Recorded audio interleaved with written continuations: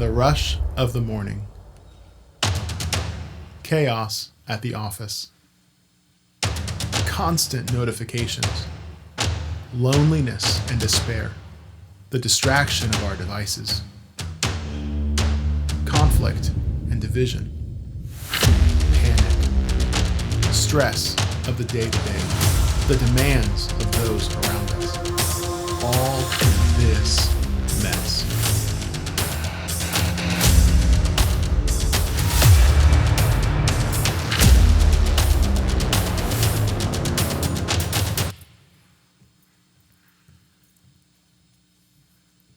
Morning.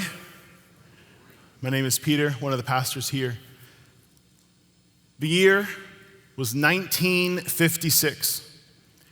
One late night, well past midnight, in the kitchen of an old house in Montgomery, Alabama, sat a 27-year-old man stooped over a cup of coffee. Due to his involvement with the Montgomery bus boycott the previous month, he had been receiving a series of death threats by mail, by phone, to his own home. As many as 30 to 40 calls daily, often at night. And one call in particular, nearly 67 years ago to the day, stood out, and this man was shaken. His name? Martin Luther King Jr. With his wife and newborn sleeping in the bedroom, he found his way into the kitchen to pour himself a cup of coffee, but quickly buried his face in his hands, praying, "Lord, I'm down here trying to do what's right, but I must confess, I'm losing my courage."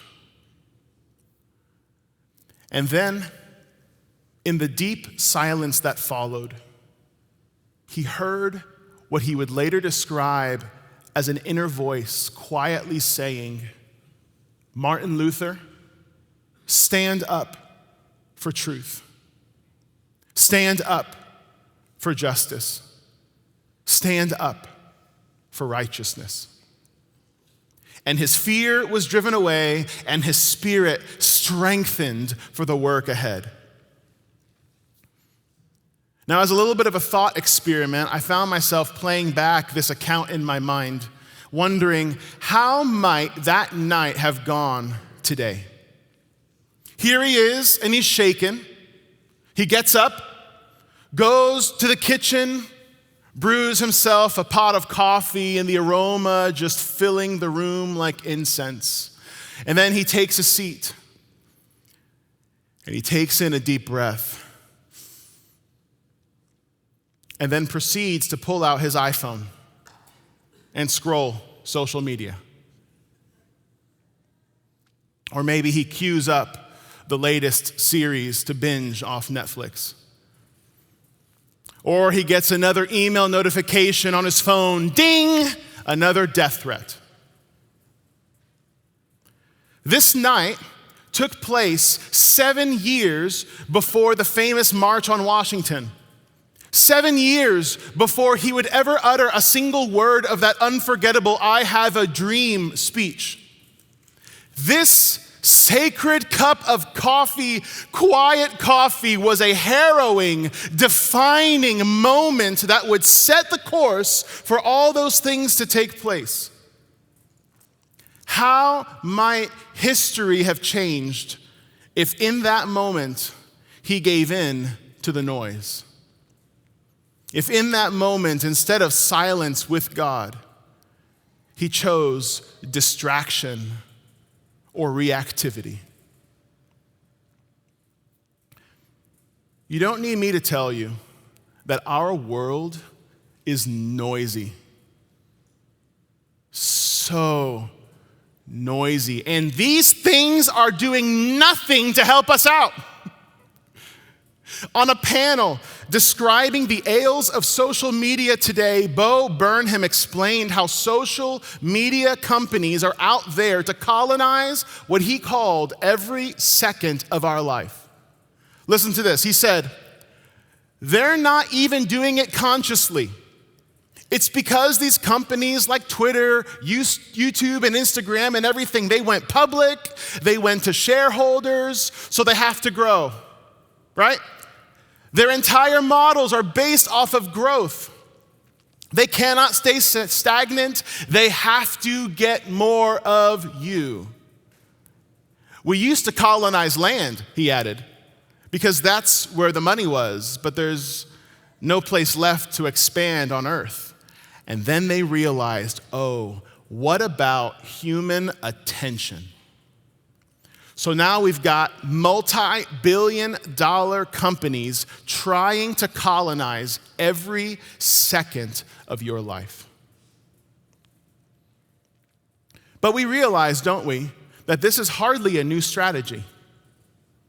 In 1980, so nearly a half century ago, CNN paved the way for this when they introduced what we've now come to know as the 24-hour news cycle. 24 hours a day, 7 days a week. You want to know the latest news happening in the world around you? Look no further than your own television set, right? 200 years before that, the introduction of the daily newspaper. The latest intel from around the world, they're in black and white in the palm of your hands. Bo Burnham is right.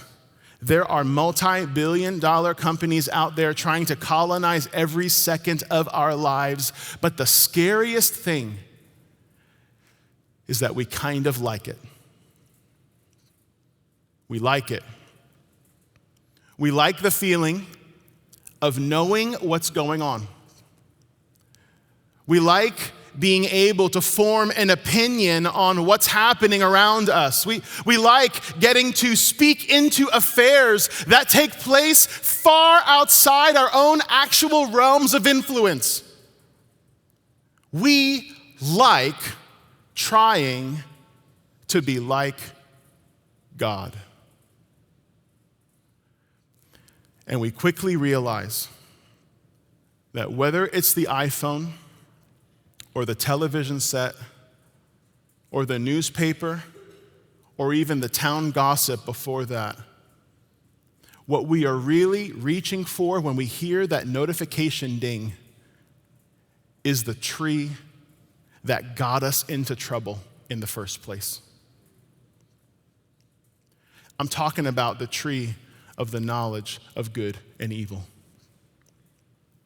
Long before cell phones and newspapers, there stood in a garden called Eden 2 trees. One, a tree of life, representing life with God, a trust in God's ways and God's power and his heart of love for us. And another tree known as the tree of the knowledge of good and evil. And so rather than trying to find shade in the rule and reign of God, like our parents Adam and Eve, we strive instead for the fruit of this endless stream of information, seeking to determine for ourselves what we think, how we would vote, why we are right and others are wrong. The great temptation before us each and every day is the very same one that's faced us since the beginning: to be more than human. To be more than human, to be like God. All-knowing, all-powerful, all-present. To know what isn't ours to know, to feel the burden to do what we cannot possibly do, to be at all times in all the places that we cannot possibly be at once. Every day we condition ourselves with the impossible demands of trying to be more than was ever asked of us. Is it any surprise then that we find ourselves so absolutely burdened and burned out? Just 2 weeks ago, I found myself so utterly overwhelmed by the noise of this thing that I literally chucked it across the room. And it just stayed under some piece of furniture for hours. I was so tired of this thing, so absolutely exhausted by this thing. And I know I'm not the only one. No wonder stress levels are through the roof, right? No wonder so many of us are burning out. And my question is it any surprise? What else could we expect after a lifestyle of actively choosing this forbidden fruit? Is there another way? Some path toward reclaiming our minds and our hearts and getting out from under this heavy burden that we find pressing in all around us? Is there a way? Is there hope? The answer, I believe, is one that none of us would expect to hear. And we're going to find it in the life and ministry of a man named Jeduthun. We're just going to call him Jed for short. Now, you don't need me to tell you that Jed is not a famous character in the Bible. We'll get there in a moment. Jed is not a famous character in the Bible, like not at all. He doesn't make any top 100 lists, but he was enormously trusted by one of the most famous biblical characters of all time, David. Shepherd boy turned giant slayer and eventual king David. Now, David's a big deal, right? And throughout his story, he has what appears to be a direct line of communication with God. He wasn't called a man after God's own heart for nothing. And yet, there were times when even David reached out to others and to call on God on his behalf. And 2 Chronicles 35:15 says and names these three: Asaph, Heman, and our boy, Jed. I know many of us here trust Pastor Jeff with our lives. If anything goes wrong, if we need to hear from God in some way, we wonder what advice or counsel Jeff may have for us. Well, imagine for a moment, who does Jeff go to when he needs wisdom? That's what our boy Jed was like for King David. As strong a connection as David had with God, there were times he leaned on others. And Jed, we find out, wasn't just a trusted source for him. He wasn't just a guy he went to help him hear from God, but Jed was also a worship leader as well.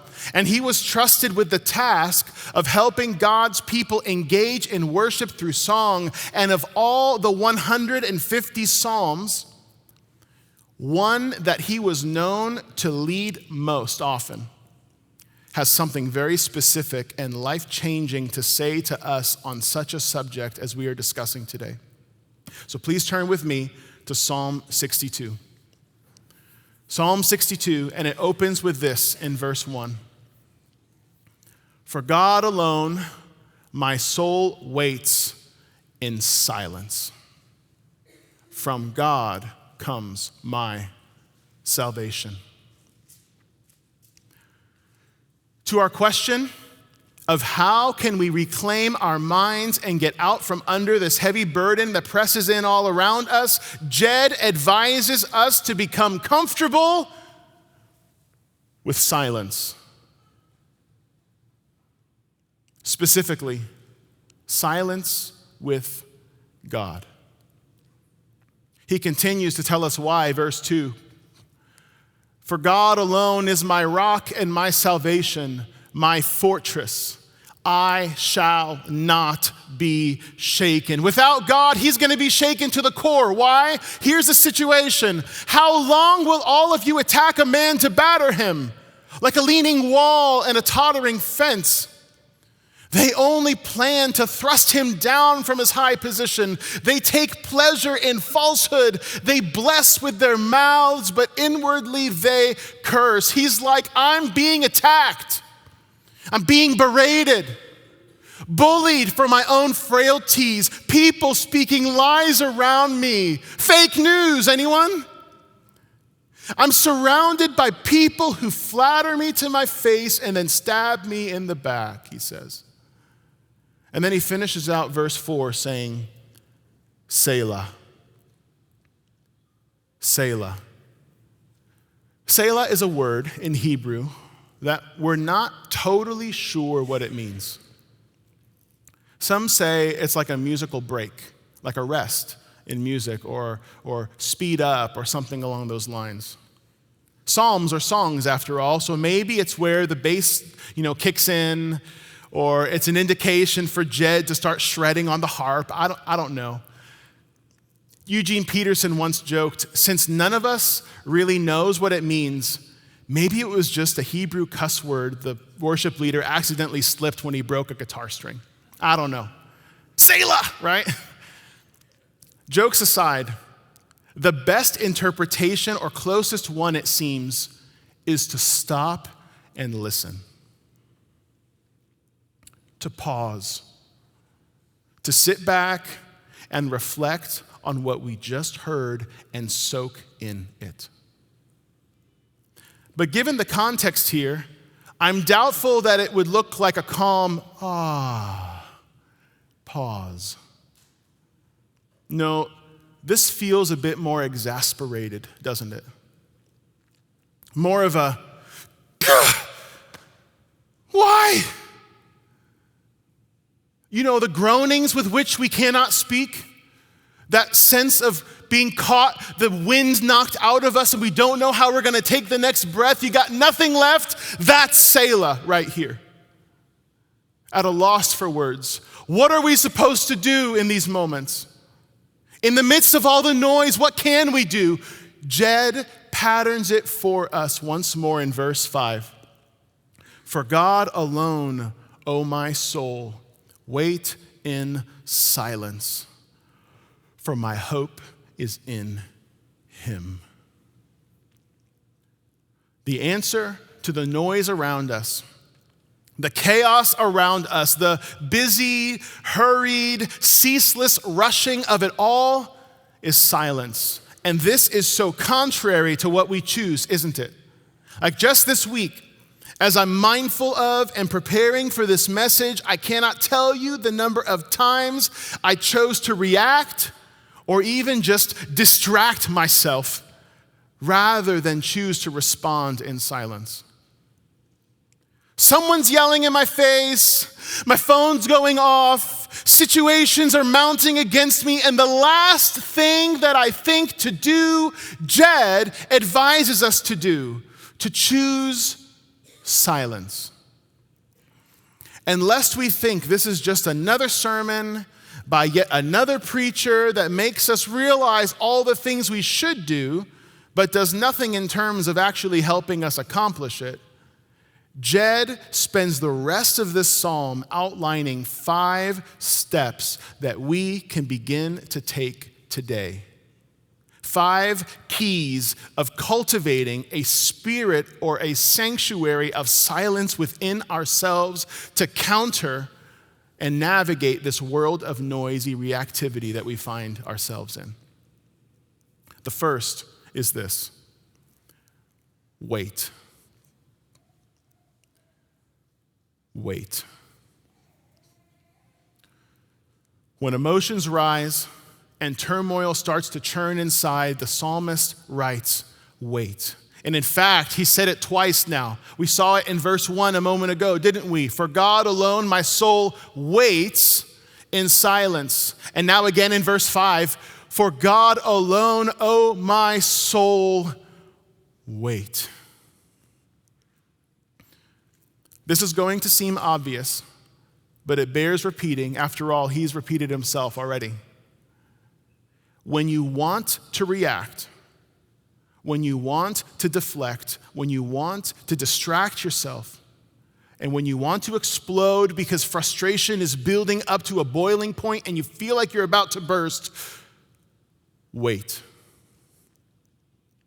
Pause. Hold on.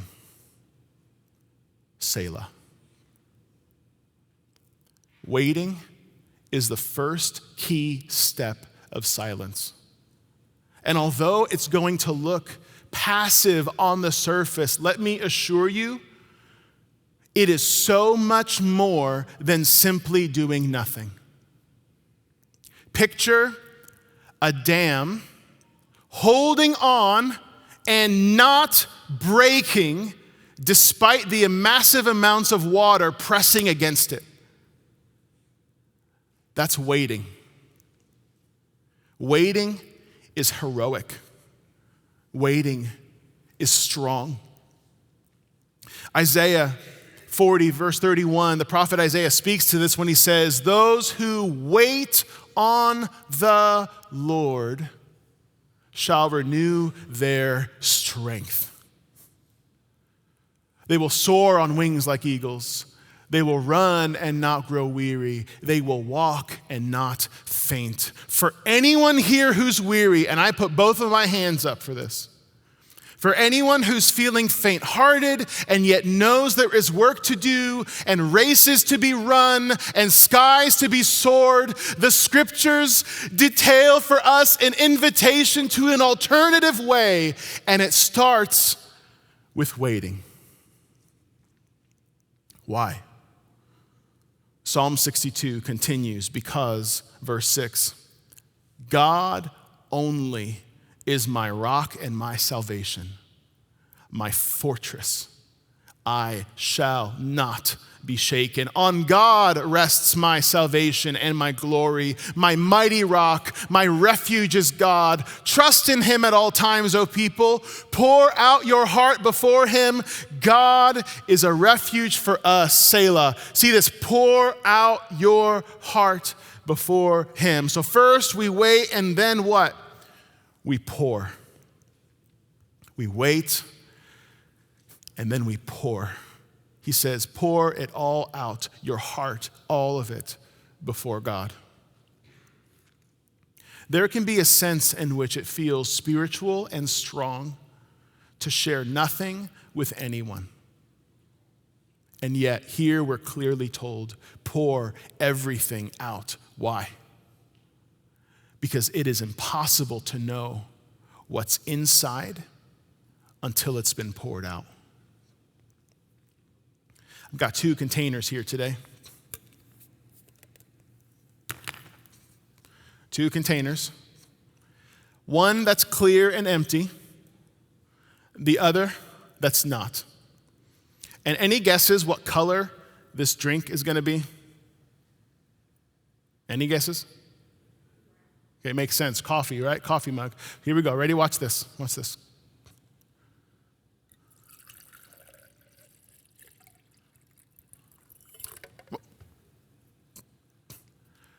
Don't know if you can zoom in and see this.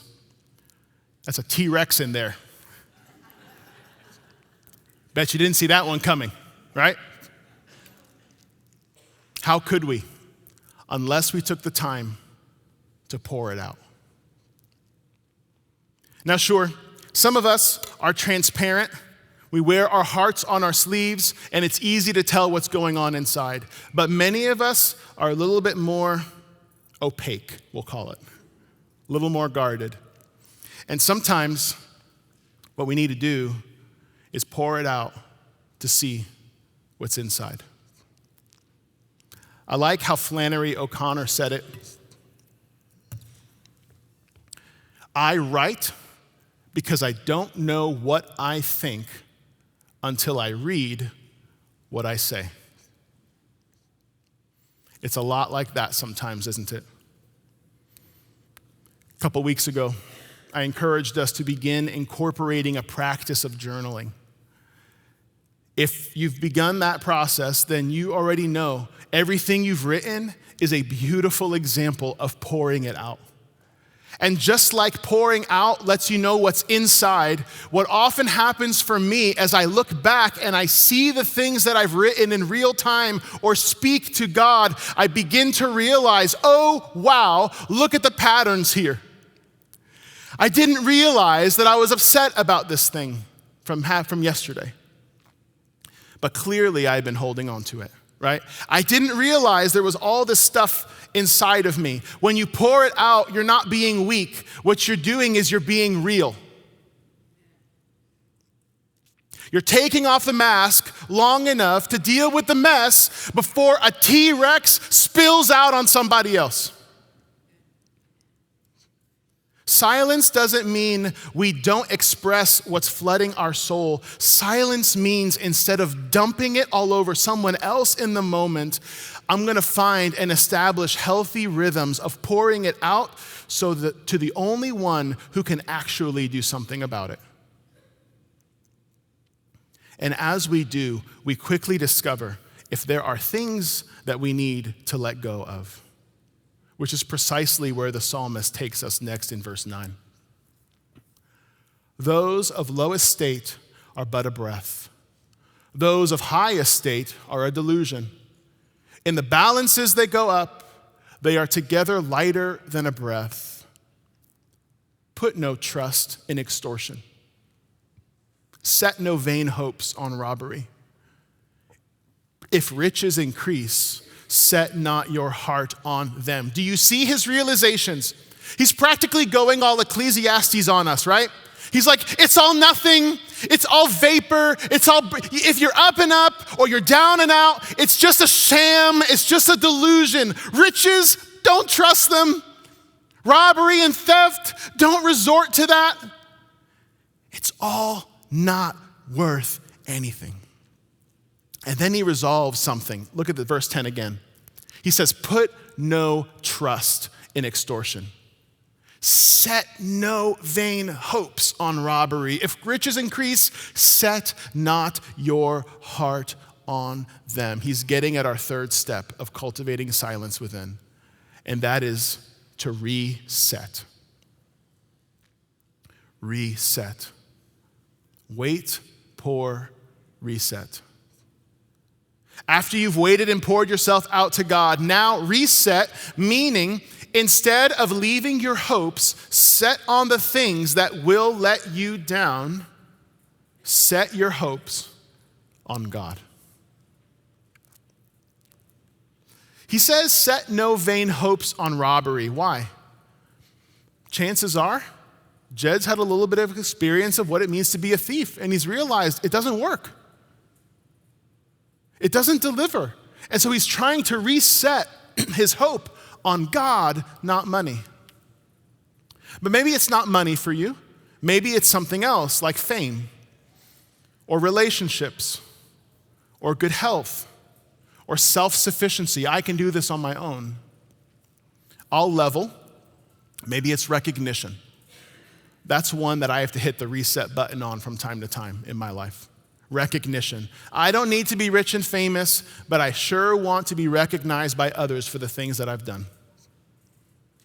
And in certain moments, especially when I'm feeling unappreciated or undervalued, whatever I think that means, and I begin reacting out of that place, I'm reminded here to wait, to pour it out to God. And in so doing, I realize Britney Spears was right. Oops, I did it again. I'm dumping my T-Rex of recognition all over everybody once more. Time to reset. Time to reset. So that's it for me. But let's be real. That's just one of the things for me. If we kept going, I'd be here all day. But what is it for you? Where do you often have to remind yourself, oh yeah, this thing that I've been hoping in, it's not all that it's cracked up to be. And my insides are just gonna keep spiraling out of control until I anchor my hopes deep down into who God is. Which is why verse 11 says this. Once God has spoken, twice I have heard this. Why? Because after we reset, our next task is to hear. To hear. As we get our hopes off of where they were and set them back on God, we position ourselves to hear from Him again. And most often, what we hear from God is what he said before. Look at verse 11 one more time. Once God has spoken, twice have I heard this? Like, what's that about? Once he's spoken, twice I've heard it, huh? Well, this is actually a poetic way of saying, I have to remind myself again of the things that God has previously said. He said it once before, and it's in my memory, but maybe I'm not living in accordance with that. And I have to recall it from my mind and now incorporate it into my life. See, it's to remember. Remember. And if you think about that word for a moment, remember, it's kind of a graphic image if you think about it too long, because what is a member of your body? Like a finger or a hand. So when the Bible tells us to remember something, to remember the Lord in the days of our youth, it's like to remember, to reattach something that otherwise is not affecting my life because it's become detached or demembered. And what I need to do is to remember it, or it cannot help me in this moment. This is why we memorize Bible verses. This is why we sing songs with truths in them even when we don't feel it. This is why we meet together regularly to rehearse with one another who our God is and what he has done and will do, because we forget, don't we? We forget. But once God has spoken, twice I've heard. And what's that? Verse 11 continues. I've heard that power belongs to God, and that to you, O Lord, belongs steadfast love. Power and love. God is all powerful. God is all loving. He is. But it is impossibly hard to hold on to this when our world spins violently out of control, isn't it? It's hard to hold on to the fact that he is all loving and all powerful when everything is falling to the cracks. And so sometimes we forget. But imagine for a second that you didn't forget. Imagine what would your life look like if you always knew and somehow never forgot that God is all powerful? If you always knew and somehow never forgot that God is all loving, how would that radically change your response to whatever happens? How would that, knowing that God's power and his love are forever and eternal, how would that change the very circumstance that you are in right now? It would lead to the fifth and final word: trust. Trust. That's what verse 8 said. Trust in God at all times. Read that again. Trust in him at all times. Which is why verse 11 closes out our psalm on silence like this. For you, God, will render or give to a man according to his work. You, God, will give to each of us according to our work. He's saying, trust in God at all times, because it's not riches and it's not fame and it's not health and it's not anything else that can make everything right in the end, but God and God alone. And so trust. Trust. But notice, we don't start with trust. He gives us a sequence to get there. Because in the moment when things are happening, I'm not ready to trust. I need to wait. And I need to pour everything out to him. And then once the dam is broken and he's gotten it all from me, then I'm ready to reset my hopes. And then I'm ready to hear. And then by God's grace, I will trust him.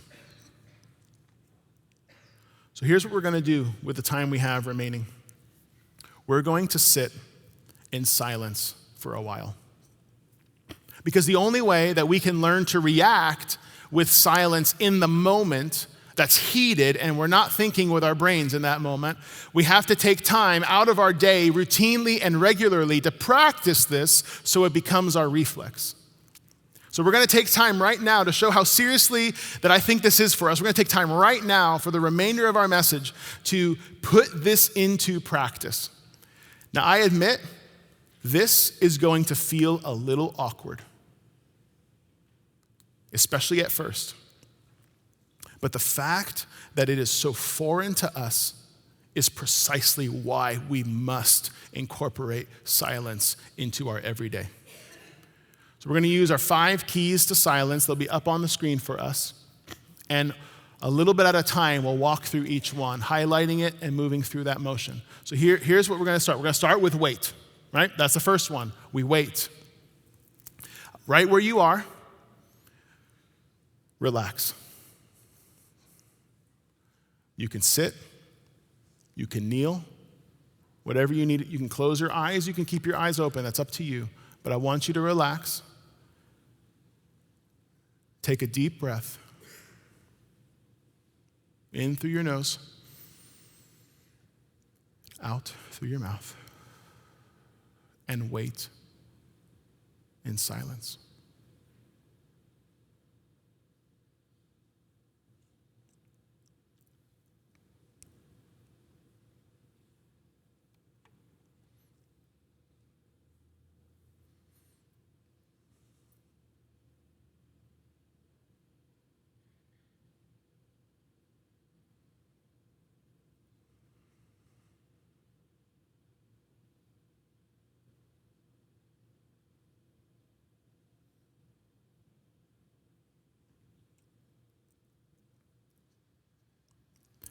Next, pour. What's frustrating you? What's weighing on you? What's got you down? What's distracting you? Just lay it all out before him. And you may have noticed during our waiting that your mind was wandering. Those distractions are invitations to welcome God into it. So wherever your mind went, we're going to use the next couple of moments to pour it all out. If you have a journal, you can write this down, or you can just pray it in your heart to him right now. But however you do it, let's pour it all out to him.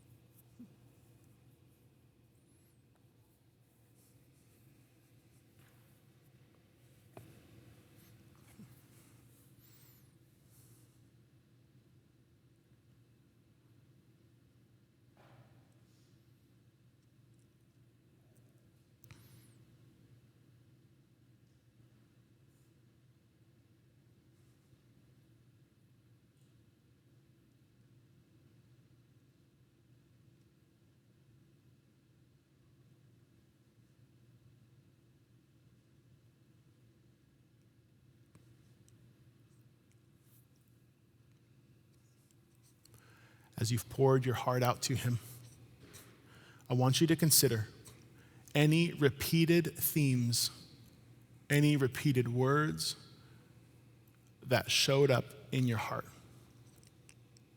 Pay attention to those. Have you been setting your hopes, perhaps, in your work?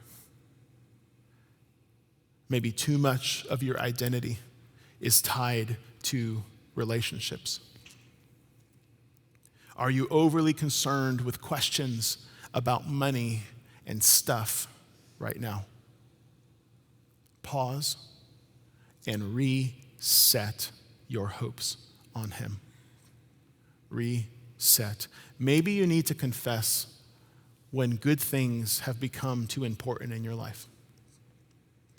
Maybe you need to relinquish control of a particular area, but whatever it is, reset means to set it aside and to set your hopes on God once again.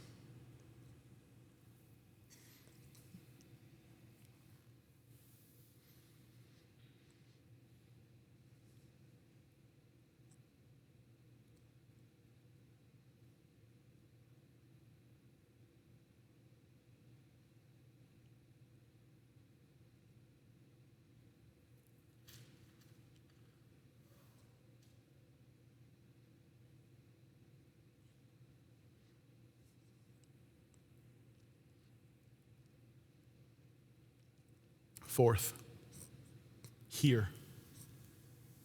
Hear. As you sit in quietness, what scriptures, what truths of who God is, or things he has said are being recalled to your mind? What's he saying? And if you're not hearing something, then consider, what has he said the last time you heard him speak? Remember that. So listen and hear.